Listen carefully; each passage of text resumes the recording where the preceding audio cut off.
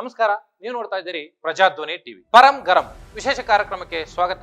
ನಾನು ನಿಮ್ಮ ರಮೇಶ್ ಹಿರೇಜು.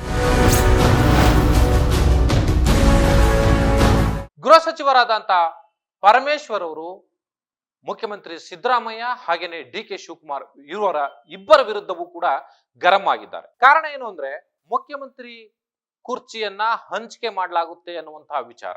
ಕಾಂಗ್ರೆಸ್ನಲ್ಲಿ ಈಗ ಡಿ.ಕೆ. ಶಿವಕುಮಾರ್ ಆಡಿರ್ತಕ್ಕಂಥ ಮಾತು ಬಹಳ ದೊಡ್ಡ ಸಂಚಲನವನ್ನ ಸೃಷ್ಟಿ ಮಾಡಿದೆ. ಮತ್ತೆ ರಂಗೇರಿದ ಪವರ್ ಪಾಲಿಟಿಕ್ಸ್. ಕಾಂಗ್ರೆಸ್ನಲ್ಲೂ ಶುರುವಾಗುತ್ತಾ ಕಚ್ಚಾಟ. ಹಾಸನೋತ್ಸವದಲ್ಲಿ ಪರಮೇಶ್ವರ್ ಗರಂ. ಡಿ.ಕೆ. ಶಿವಕುಮಾರ್ ಮಾತಿಗೆ ಗೃಹ ಸಚಿವ ಕೆಂಡ. ಸಿಎಂ ವಿರುದ್ಧವೂ ಅಸಮಾಧಾನ. ನಾವೆಲ್ಲ ಯಾಕೆ ಬೇಕು, ಅವರಿಬ್ಬರೇ ರಾಜಕಾರಣ ನಡೆಸಲಿ ಎಂದ ಪರಂ.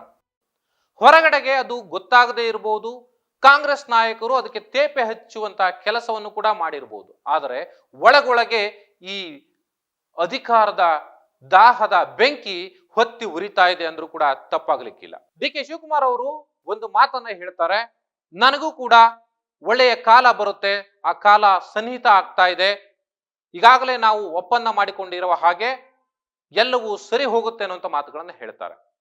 ಸೊ ಇದು ಈಗ ಕಾಂಗ್ರೆಸ್ ವಲಯದಲ್ಲಿ ಸಂಚಲನವನ್ನ ಸೃಷ್ಟಿ ಮಾಡಿರುವಂಥದ್ದು.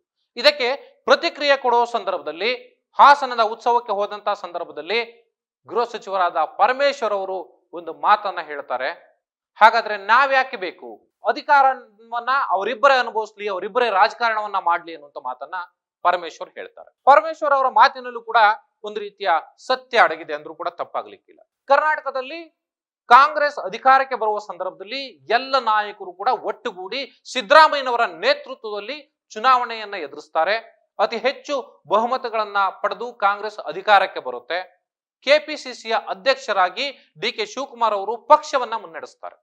ಆದರೆ ಮುಖ್ಯಮಂತ್ರಿ ಗಾದಿಗೆ ಯಾರನ್ನ ಆಯ್ಕೆ ಮಾಡಬೇಕು ಅನ್ನುವಂತ ಸಂದರ್ಭದಲ್ಲಿ ಹೈಕಮಾಂಡ್ ಸಿದ್ದರಾಮಯ್ಯನವರ ಹೆಸರನ್ನ ಸೂಚನೆ ಮಾಡುತ್ತೆ. ಅದೇ ಪ್ರಕಾರ ಸಿದ್ದರಾಮಯ್ಯನವರು ಮುಖ್ಯಮಂತ್ರಿ ಹುದ್ದೆಗೆ ಈಗ ಅಲಂಕಾರವನ್ನ ಮಾಡಿ ಕೂತ್ಕೊಂಡಿದ್ದಾರೆ, ಅಧಿಕಾರವನ್ನ ಕೂಡ ನಡೆಸ್ತಾ ಇದ್ದಾರೆ. ಈ ಮಧ್ಯದಲ್ಲಿ ಅನೇಕ ಮೂಢ ಹಗರಣ ಸೇರಿದಂತೆ ಬೇರೆ ಬೇರೆ ಹಗರಣಗಳನ್ನ ಪ್ರತಿಪಕ್ಷಗಳು ಎತ್ಕೊಂಡು ಬಂದು ಸರ್ಕಾರವನ್ನ ಕಟ್ಟಿ ಹಾಕುವ ಕೆಲಸವನ್ನ ಮಾಡಿದ್ರೂ ಕೂಡ ಎಲ್ಲೋ ಒಂದು ಕಡೆಗೆ ಒಳಗೊಳಗೆ ಮುಖ್ಯಮಂತ್ರಿ ಹುದ್ದೆ ಮೇಲೆ ನಾನು ಕೂರ್ಬೇಕು ಅನ್ನುವಂತ ಆಸೆ ಕಾಂಗ್ರೆಸ್ ಪಕ್ಷದ ಒಳಗಿರುವಂತಹ ನಾಯಕರಲ್ಲೂ ಕೂಡ ಕಾಡ್ತಾ ಇದೆ. ಅದರಲ್ಲೂ ಪ್ರಮುಖ ರೇಸ್ನಲ್ಲಿರುವಂಥದ್ದು ಕೆಪಿಸಿಸಿಯ ಹಾಲಿ ಅಧ್ಯಕ್ಷರಾದಂತಹ ಡಿ.ಕೆ. ಶಿವಕುಮಾರ್ ಅವರು.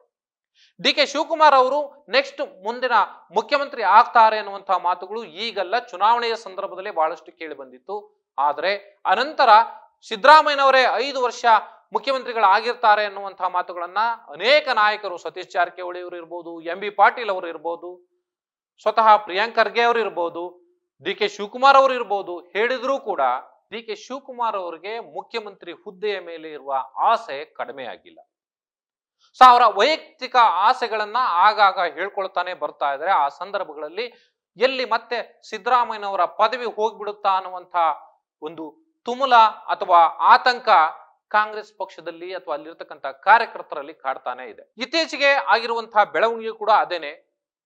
ಡಿ.ಕೆ. ಶಿವಕುಮಾರ್ ಅವರು ಆಡಿರ್ತಕ್ಕಂಥ ಮಾತು ಈಗ ಬಹಳಷ್ಟು ಚರ್ಚೆಗೆ ಗ್ರಾಸ ಆಗಿದೆ. ಪರಮೇಶ್ವರ್ ಅವರು ಅದಕ್ಕೆ ಸರಿಯಾದಂತ ತಿರುಗೇಟನ್ನ ನೀಡುವಂತ ಕೆಲಸವನ್ನ ಮಾಡಿದ್ದಾರೆ. ಈ ಹಿಂದೆ ಪರಮೇಶ್ವರ್ ಅವರು ಕೂಡ ಮುಖ್ಯಮಂತ್ರಿ ಹುದ್ದೆ ರೇಸ್ನಲ್ಲಿದ್ದಂಥವರು, ಸೀನಿಯರ್ ರಾಜಕಾರಣಿ ಕೂಡ, ಜೊತೆಗೆ ದಲಿತ ಅನ್ನುವಂತ ಪ್ಲೇ ಕಾರ್ಡ್ ಅನ್ನ ಮೂವ್ ಮಾಡಿ ಅದರ ಅಡಿಯಲ್ಲಿ ಮುಖ್ಯಮಂತ್ರಿ ಆಗಬೇಕು ಅನ್ನುವಂತ ಆಸೆಯನ್ನ ಇಟ್ಟುಕೊಂಡಂಥವ್ರು. ಕರ್ನಾಟಕದಲ್ಲಿ ಇದುವರೆಗೂ ಕೂಡ ಯಾವುದೇ ದಲಿತರು ಯಾವುದೇ ಪಕ್ಷದಿಂದ ಮುಖ್ಯಮಂತ್ರಿ ಆಗಿಲ್ಲ. ಸೊ ಆ ಕಾರಣಕ್ಕಾಗಿ ಈ ಬಾರಿ ಬಹಳ ಪ್ರಮುಖವಾಗಿ ಮುಖ್ಯಮಂತ್ರಿ ಹುದ್ದೆಯ ರೇಸ್ನಲ್ಲಿ ಇರುವಂತದ್ದು ಒಂದು ಕಡೆಗೆ ಪರಮೇಶ್ವರ್ ಅವರಾದ್ರೆ ಮತ್ತೊಂದು ಕಡೆನಲ್ಲಿ ಸತೀಶ್ ಜಾರಕಿಹೊಳಿ. ಈ ಇಬ್ಬರು ಕೂಡ ಪರಿಶಿಷ್ಟ ಜಾತಿ ಮತ್ತೆ ಪರಿಶಿಷ್ಟ ವರ್ಗದ ನಾಯಕರಾಗಿರುವ ಕಾರಣಕ್ಕಾಗಿ ಇಬ್ಬರಲ್ಲಿ ಒಬ್ಬರಿಗೆ ಯಾರಿಗಾದ್ರೂ ಕೂಡ ಮುಖ್ಯಮಂತ್ರಿ ಹುದ್ದೆಯನ್ನ ಕೊಡಬೇಕು ಅನ್ನುವಂತಹ ಚರ್ಚೆ ಕಾಂಗ್ರೆಸ್ ಪಕ್ಷದಲ್ಲಿ ಆಗಾಗ ನಡೆಯುತ್ತಲೇ ಬರ್ತಿದೆ.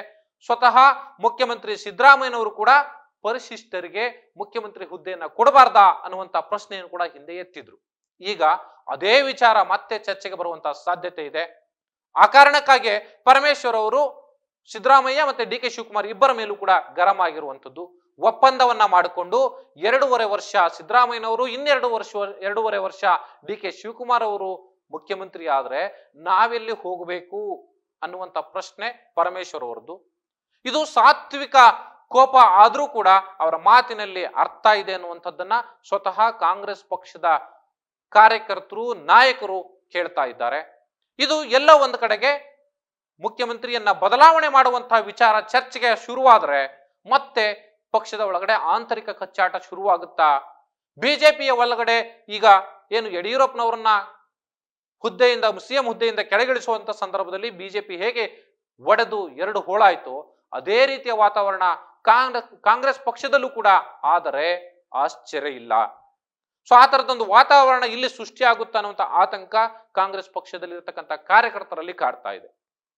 ನಿಜಕ್ಕೂ ಪರಮೇಶ್ವರ್ ಅವರು ತಣ್ಣಗಾಗ್ತಾರಾ, ಅಥವಾ ಡಿ ಕೆ ಶಿವಕುಮಾರ್ ಅವರು ನಾನು ಅದಕ್ಕೆ ಸಂಬಂಧಪಟ್ಟ ಹಾಗೆ ಪ್ರತಿಕ್ರಿಯೆ ಕೊಡೋದಿಲ್ಲ, ಈಗಾಗಲೇ ಸಿದ್ದರಾಮಯ್ಯನವರು ಹೇಳಿರುವ ಹಾಗೆ ಅವರೇ ಮುಂದಿನ 5 ವರ್ಷ ಏನು ಸರ್ಕಾರ ನಮ್ಮದು ಪೂರೈಸುತ್ತೆ, ಆ 5 ವರ್ಷಗಳ ಕಾಲ ಸಿದ್ದರಾಮಯ್ಯನವರೇ ಮುಖ್ಯಮಂತ್ರಿ ಆಗಿರ್ತಾರೆ, ಅವರು ಹೇಳಿದ ಮೇಲೆ ಮುಗೀತು ಅನ್ನುವಂತ ಮಾತುಗಳನ್ನ ಹೇಳ್ತಾರೆ. ತಾವು ಹೇಳಿದ ಮಾತನ್ಗೆ ಅವರೇ ಸಮಜಾಯಿಸಿ ಕೊಡುವಂತ ಕೆಲಸವನ್ನ ಮಾಡ್ತಾರೆ.